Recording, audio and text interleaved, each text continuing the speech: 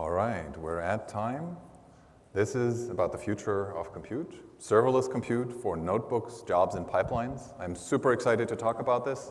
I'm Roland. I'm a product manager on serverless compute, and I'm here with Aaron, one of the masterminds behind of what's happening under the curtain of serverless compute. This is one of many talks of serverless compute, so feel free to check out that list. We'll also talk about that later. And the things that we'll cover is why serverless compute? Why would you choose that? What are the benefits of it? I'll throw a bunch of KPIs and things that we've achieved over the last couple of years, actually, in serverless compute. Then Aaron's going to give you a look under the hood of how this actually works and how the magic is happening. And then we'll talk about what further improvements we're doing over the coming year. All right, so let's get started. Of course, all the things we talk about, it's forward-looking, so no guarantees. First of all, why serverless for notebooks, jobs, and pipelines specifically? Well, what's the problem we're trying to solve here in serverless? Managing infrastructure is really hard. So when we talk to many of you, you're like, okay, I can use Databricks. There's a lot of things that make my life a lot easier, but managing clusters and setting up the things is still pretty hard. And we find that a lot of the central data engineering teams spend a ton of time on setting up networking, IP ranges, subnets, etc. This is pretty hard. It consumes a lot of time getting new IPs and things like that. Security and compliance, making sure that there's no data exfiltration risk, that everything is secure, right? Including like egress and all the things. Managing efficiency, making sure that the clusters are sufficiently large that you don't run into any out-of-memory issues all the time, even as data grows. But then at the same time that they're not too large so that you're wasting the resources of the company. Being efficient about it, finding the right trade-offs between speed and performance, right? That requires constant attention and tuning. And then ultimately also upgrading DBRs.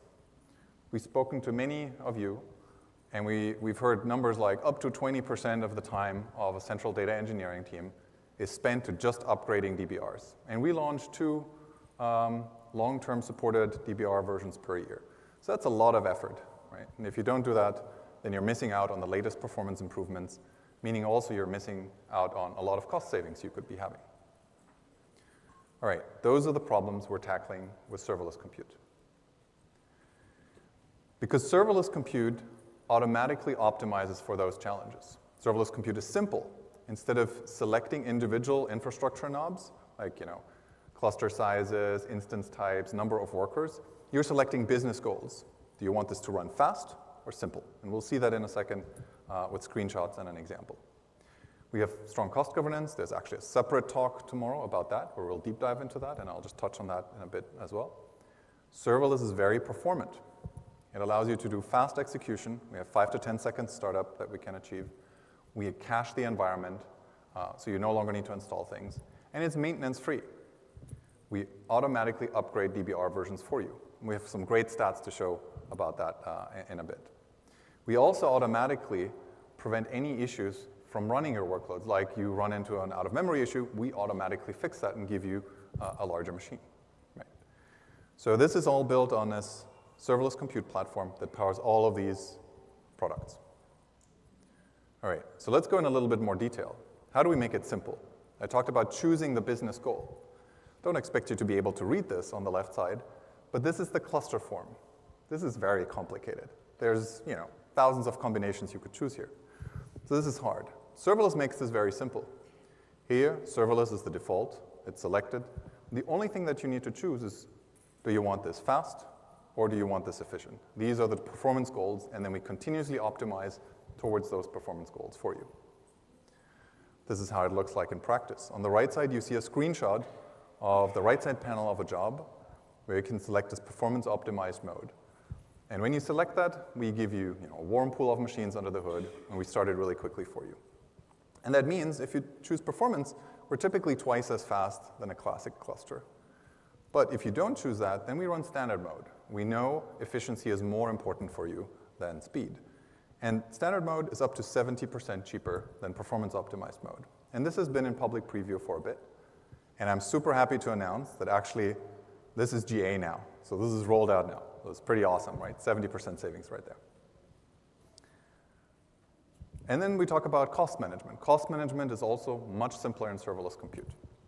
There's 4 levels to this, and we'll go through it one by one. The most foundational piece of force is, I want to know how much I'm actually spending. You know, if Roland spends too much, I want to know, and I want to get an alert. And that's possible. We have system tables. We have templatized dashboards that you can 3-click install into your workspace, and then tells you, like, okay, who are the most spenders? What are the jobs that are most spending? And you can build alerts on top of that. You know, should Roland go overboard? You can attribute the cost to certain teams. You can enforce tags, and then you do a group by in the analysis, and you'll actually see that automatically rolled up in those dashboards.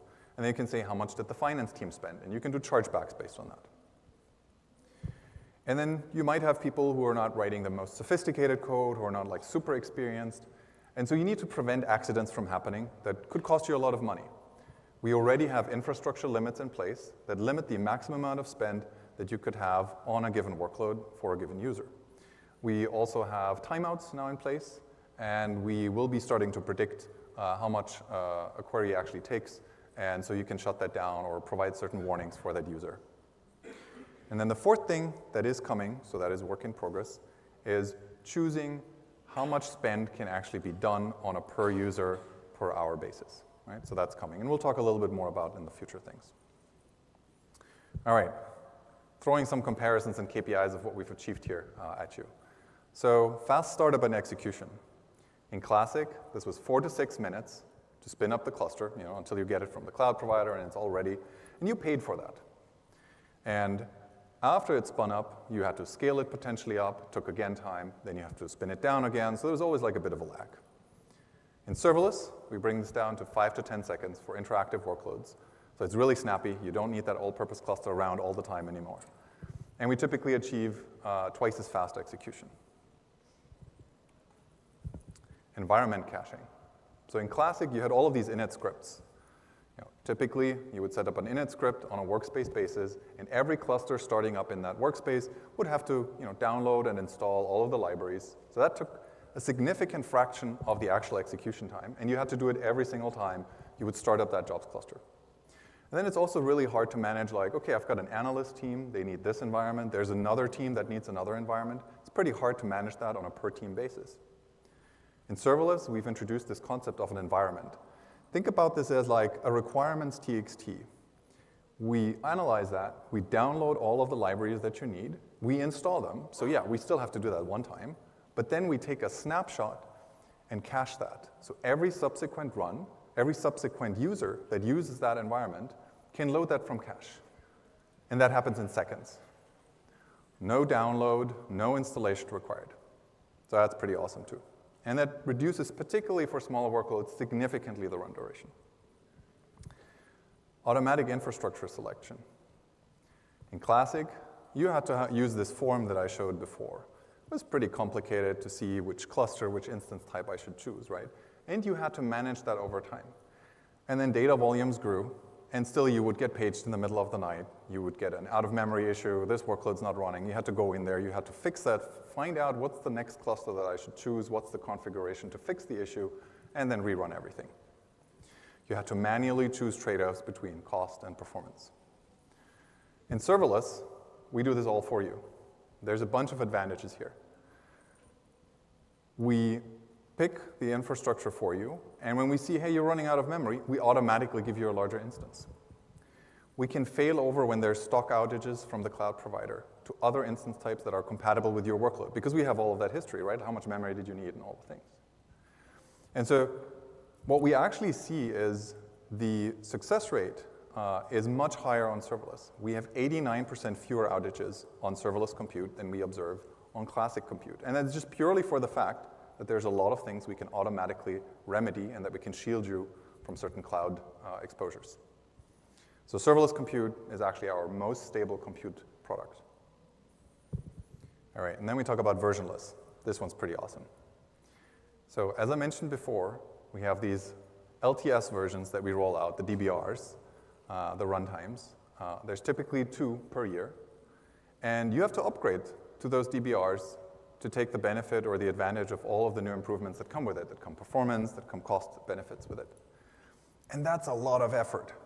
I've heard people say like up to 20%, right? And if you don't do that, then you're missing out on the performance improvements. So that also costs you something. And that leads to a lot of customers being months behind, I think on average, even like a year behind the latest LTS. Right? And so with serverless, we have a completely new architecture under the hood. Aaron's going to talk about that in a little bit. And that allows us to swap out the DBR effectively under the hood without any breaking changes. And we've been doing that for quite a while, and the stats are pretty stunning. So we've done that, in fact, like 18 times over the last year for more than 1.3 billion workloads with a success rate of 99.998%. And even the little remainder there, that just means, OK, we pin you on a previous version, and there might be some human interaction required. But it still means, yeah, you can continue running, right? And sometimes we did get complaints, right? Hey, why is this suddenly faster, right? Why is this suddenly cheaper? Am I missing something? And like that brings me to that last KPI here, right? And I think even Roland said this last year at Data and AI Summit. On DB SQL, we see on average 52% better performance year over year when you look at the average query duration. And we're on a really good track record to do this for all of the other serverless products as well. So serverless is only getting better, and you're automatically benefiting from those improvements, from the new DBRs, from all of the performance improvements that we roll out. Right? All right, but now you might be like, OK, Roland, but how much is this going to cost me? And we actually looked at that as well. And so we did a benchmark, and we looked at what does a typical ETL workload look like? 1 terabyte ingestion into bronze layer, some transformation, and then going into silver and gold, right? And cleaning up data, deduping, and all these kinds of things. We're doing pretty well on that. So what you see here is the cost on the y-axis for this 1 terabyte. You see the performance optimized mode, and you see standard mode here. And there's like some other people. And so we see that we're typically 3.4x cheaper than the competition. And so that's a pretty awesome number, right? But how fast is it actually? Am I losing speed or anything else on that? So let me show you that number as well. So this is the performance. And as you would expect, standard mode is the efficient mode, not as fast as performance optimized mode. But performance optimized is which you would want to choose if you want to be fast, is 3.8 times faster than the competition. Right? All right, so we're actually doing pretty well in terms of both performance and speed. So that's awesome. All right, so key reasons why you would choose serverless. Hopefully I could convince you it's simple. I showed you a bunch of examples. It's performant, right? We just saw benchmarks. And it's maintenance-free, so you get all of the advantages of it continuously improving, right? So Spark is amazing, right? We've all used it, and want to continue using that. But managing it and managing the infrastructure, these DBR upgrades, is hard. And we're in the age of vibe coding, right? Don't do this yourself. Let AI do this for you. There's a caveat, of course, right? And the caveat is, classic is there to stay, of course, right?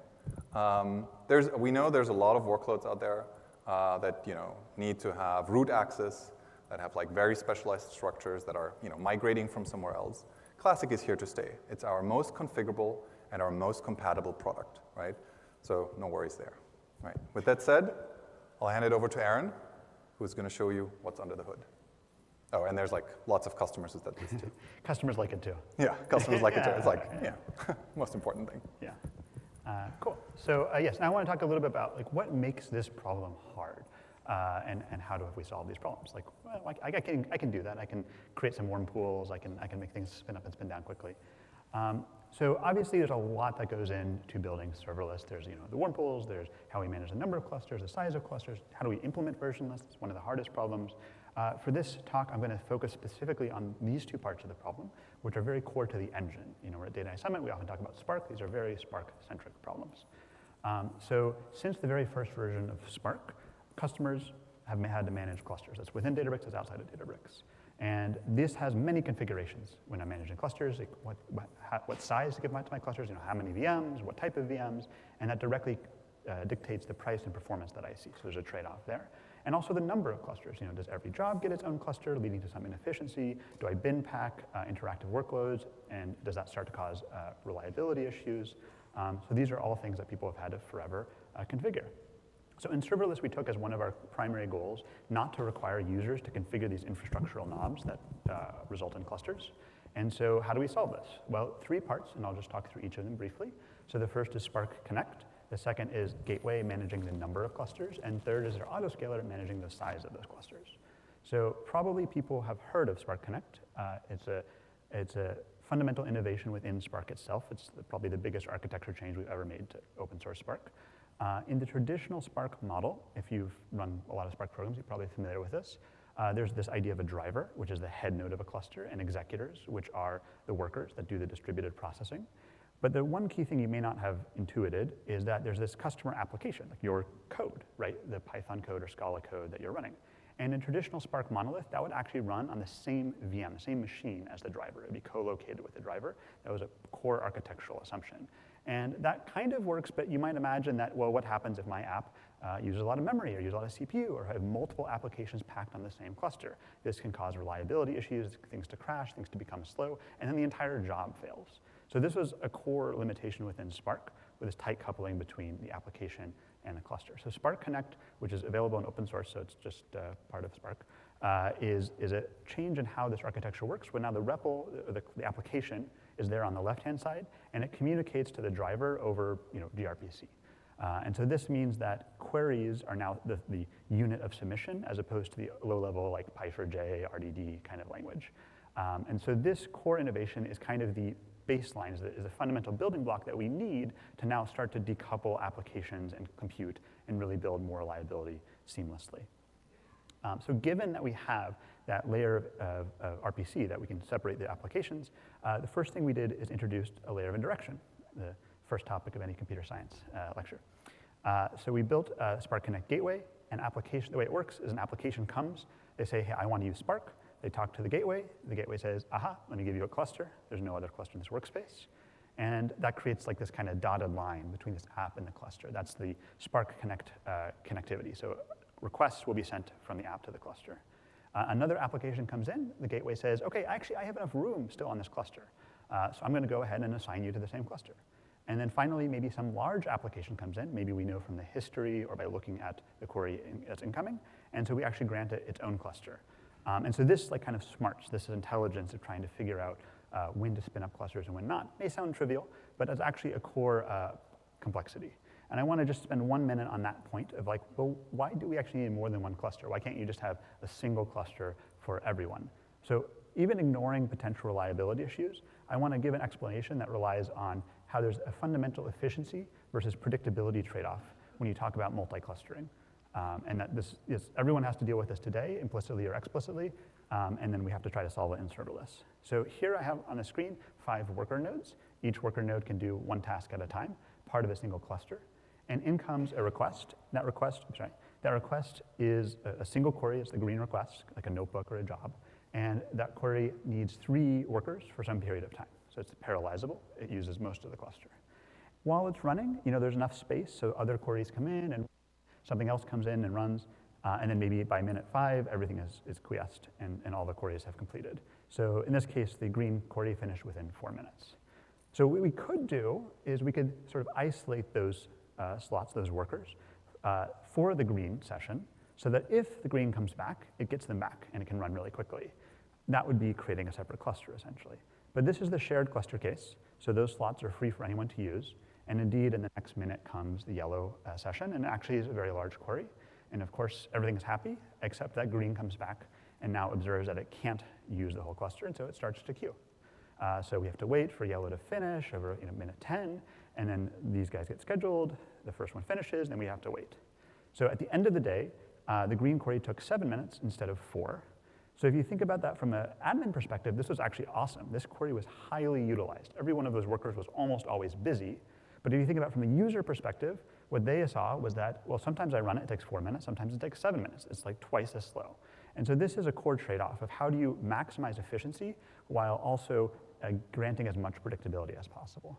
And so that is the core responsibility of the gateway, is to estimate the size of incoming queries, take a look at their history over time if jobs are scheduled, keep track of the underlying clusters and their load, manage the spinning up and down of those clusters, and even we have the capability to migrate sessions to different clusters if we made a mistake. So green got assigned to a cluster that's under load, we can actually move it to a different cluster so that maybe the next query will see a better performance. So I just wanted to kind of showcase kind of one of the core features we were building in serverless, you can see how there's a lot of intelligence that goes into this that we have to build up over time and improve across the entire fleet to solve these fundamental trade-offs and not have to expose clusters to you. And so the step 3, the last step to talk about is cluster sizing. So clusters are not fixed capacity. In the previous diagram, I showed 5 workers. Well, that's not really true. We can increase and decrease that number. And in fact, the cluster count is even more important than the number of clusters for talking about how expensive or how fast a query is. So it's actually the primary indicator. So for this, I want to give one more example of why there's not a single solution to this problem, why this is a hard problem as well. So suppose a query comes in, and it has 10 tasks, this time not 3, but 10. And let's say each task takes 5 minutes to run, and we're going to have a no warm pool, so every VM takes 2 minutes to start up.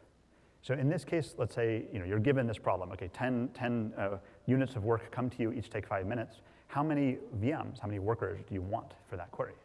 And maybe we'll take a look at 2 options. Option 1, let's spin up 5 workers. Of course, if we do that, we'll have to go 2 waves. So 5 tasks, run for 5 minutes, complete, and then another 5 tasks, run for 5 minutes, complete. The end result is that the query runtime is 12 minutes, so the 2 VM startup time plus the 10 minutes for 2 waves. So the user sees 12-minute latency, and the cost is just that runtime times the number of VMs, 60 minutes in this case. Another option might have been to have 10 VMs, and in this case, we have, the cost is actually wrong in this case, but okay, sorry. In this case, the query runtime is 2 minutes plus 5 minutes, because we only have to run it through 1 wave, so that's 7 minutes, and the total cost is actually 70, not 84, sorry for the math error. But as you can see, what we've done is we've traded off. So if this were interactive, a user ran this query in a notebook, let's say they ran it, they go get some coffee, come back in 7 minutes, the query is done. But in option 1, they might have to wait another 5 minutes, so they're actually sitting there having to wait. But if this is a query that's running overnight and no one's watching it, maybe you don't care whether it ran for 7 minutes or 12 minutes, and you would have actually preferred to save the VM minutes from that. So this is a core trade-off in cluster sizing. There's actually no single solution. That trade-off I mentioned is quite fundamental. But I will mention there's actually 2 things going on. So the first is this graph is a Pareto frontier, meaning that you can improve your query runtime, and that will improve the query cost, and that's kind of like the fundamental trade-off based on this kind of nonlinear system that exists in reality. Most of us, when we try to configure clusters manually, are actually not on this frontier. It's actually quite hard to correctly size and have the number of clusters, a number of VMs correct. And so usually we're inefficient. We get worse runtime and worse costs both. So the first problem and the core problem is let's actually make sure that when we run workloads, they reach to at least some optimal point along this frontier. So that's like a core optimization issue. But the second point is actually where do you want to be along here? How do you value runtime versus cost? And as Roland showed before, this is where we rely on both form factor, like jobs versus notebooks, as well as that knob of perf optimized versus standard. So as opposed to having to tell us these low-level semantics like VM type and count, you tell us your target, your goal, but we do need that information to know where on the frontier to live. And over time, we learn from customer workloads individually and in aggregate to sort of hit these targets and reach that frontier. So hopefully this kind of showcases some of the complexity we have to go through to build the serverless architecture. I just chatted about the gateway and sizing, but you can see there's a whole bunch of features and core infrastructure that we're building to make this better every day. So I will now turn it back to Roland. Awesome. Thanks, Aaron. Cool. So let's talk a little bit about the future of this, right? There's already a lot of cool KPIs that you've seen. You've seen that there's a lot of cool tech under the hood. But there's more coming. So one of the first things is default base environments. So we heard about these environments that once you set them up for your workloads, they're really easy to manage, and they save you a lot of installation time. But as an admin, you might want to say, all of my analysts get that one environment. All of this, machine learning scientists get the other environment. And that's what default base environments enables you to do. And you can use that QR code to sign up for the preview that is happening right now. The other one is Scala jobs. I know a lot of you are still using Scala. That's great. We love Scala, and we have a preview for that. So you can develop Scala in your local IDE, which is what you see happening here on the screen. You can deploy fat jars, and it includes things like JDBC, ODBC. That's going to be custom JDBC, ODBC. That's going to be possible with this. So here's another link to sign up for that preview. And then we have ML support. Of course, we live in the age of ML and AI. And there's a lot of things you can already do on that single REPL node. That's single node ML, scikit-learn, for example. But there's 2 more things that are coming. One is that you can get GPUs. That's actually being announced this week, that you have a beta where you can turn on the availability of accelerated mode where you can pick GPUs. Initially, that's going to be A10s, but later it's going to be H100s as well. And in Q3, we're also getting Spark ML, so distributed ML, as you know it from classic Spark clusters, is then also going to be possible on serverless compute. Cost management. I already mentioned that we've got the first 3 layers of cost management fully done. And this is the 4th layer of like being able to limit the amount of compute per hour that an individual user can use. So that's the rate limits and entitlements. That's the first bullet here. We're also going to predict how long an individual query is going to take. And we will show you, hey, you probably, as an individual user, you're probably running over the timeout, because we can do that once we have the query plan. And so then you can decide, oh, this was probably a mistake, maybe I shouldn't have done that. So that's coming. And we're also adding more details to system tables to allow you to say, was this run performance optimized, was this run standard, and there's more details coming. There's actually a separate talk tomorrow specifically about cost management by Piyush. So check that out. All right, this is just like an overview roadmap. There's a ton of new features coming. I think I mentioned most of them already. So a lot of the stuff on the left-hand side of that graph I don't even mention anymore. As you have learned also from Aaron, there's a lot we've built, and there's even more to come. With that said, thank you very much, and I think we're ready to take some questions. Oh, and